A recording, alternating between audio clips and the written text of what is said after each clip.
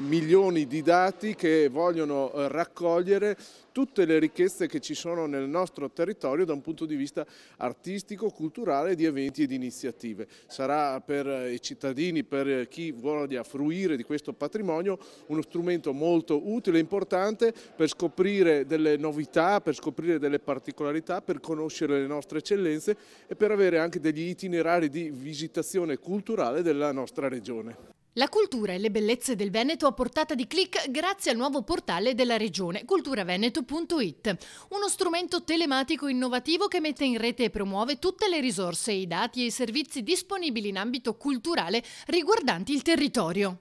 Se parliamo solo delle oltre 3.000 ville venete censite all'interno appunto di questo portale, potete pensare quei 70 milioni di turisti, ma anche i nostri veneti oggettivamente che sono nella gita fuori porta del sabato e domenica, possono entrare, accedere, capire la storia, i percorsi e quindi avere conoscenza. Questo è un elemento assolutamente imprescindibile, quindi cultura ma anche conoscenza, ma anche promozione appunto in un territorio che vive attraverso il litorale, l'entroterra, le città d'arte, i laghi e le montagne, appunto in ogni angolo ci si giri è una bellezza. Scorrendo dal nuovo portale si trova in rete un patrimonio di 270 musei, 12.000 eventi artistici annui, 51.258 manoscritti e oltre 72.000 manoscritti musicali. È un lavoro che è il frutto di più di 30 anni di attività che l'amministrazione regionale ha avviato, realizzato e portato avanti in una strettissima collaborazione con le istituzioni pubbliche e private del territorio. Quindi è il risultato